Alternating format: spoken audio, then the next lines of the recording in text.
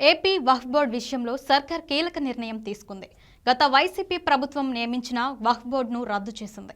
ఈ మేరకు శనివారం ప్రభుత్వం ఉత్తర్వులు జారీ చేసింది.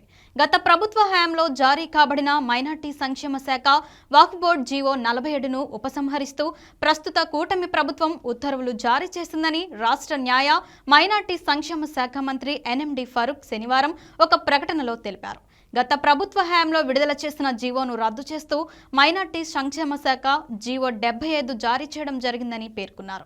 గత ఏడాది అక్టోబర్ 21న అప్పటి ప్రభుత్వం వక్ఫ్ బోర్డు ఏర్పాటు కోసం నామినేటెడ్ చేయబడ్డ సభ్యుల నియామకాల తీరుపై కొందరు రాష్ట్ర సర్వోన్నత న్యాయస్థానాన్ని ఆశ్రయించడంతో వక్ఫ్ బోర్డు చైర్మన్ ఎంపిక ప్రక్రియను నిలుపుదల చేస్తూ హైకోర్టు మధ్యంతర ఉత్తర్వులు జారీ చేసిన విషయాన్ని మంత్రి ఈ సందర్భంగా గుర్తు చేశారు. వివిధ రకాల న్యాయపరమైన సమస్యలు తలెత్తిన కారణంగా వక్ఫ్ బోర్డులో పరిపాలనా శూన్యత ఏర్పడిందని, ఈ సమస్యను పరిష్కరించేందుకు కూటమి ప్రభుత్వం గత ప్రభుత్వం జారీ చేసిన వివాదాస్పదమైన జీవోను రద్దు చేస్తూ నూతనంగా జీవో నెంబర్ 75ను జారీ చేసిందని మంత్రి ఫరూక్ తెలిపారు. వక్ఫ్ ఆస్తుల నిర్వహణ మరియు పరిరక్షణ, మైనార్టీల సంక్షేమానికి ముఖ్యమంత్రి నారా చంద్రబాబు నాయుడు నేతృత్వంలో కూటమి ప్రభుత్వం కట్టుబడి ఉందని, ఆ దిశగా ప్రభుత్వం చర్యలు చేపడుతుందని మంత్రి ఎన్ఎండి ఫరూక్ పేర్కొన్నారు.